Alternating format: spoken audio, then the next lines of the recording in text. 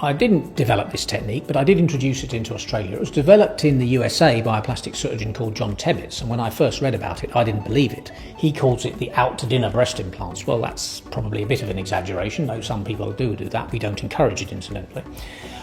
It revolves around using special operative techniques to minimise bleeding and minimise trauma to the tissue.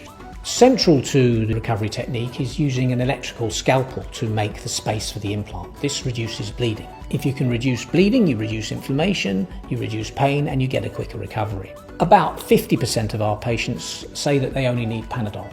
About 50% of the patients feel able to drive a car the next day or go shopping the next day, for example. There's no special bandaging, just a little bit of tape over the wound.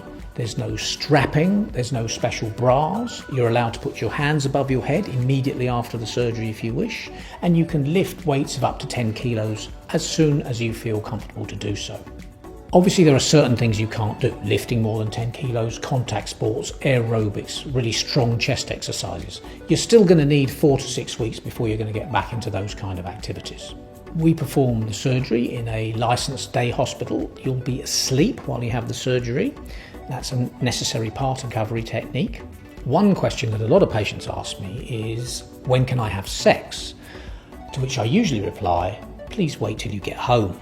Seriously though, sex is no different to any other activity. You're not going to want to be involving your breasts in sexual activity for a few weeks after the surgery. But by about 4 to 6 weeks, your sex life should be back to normal, hopefully better than normal.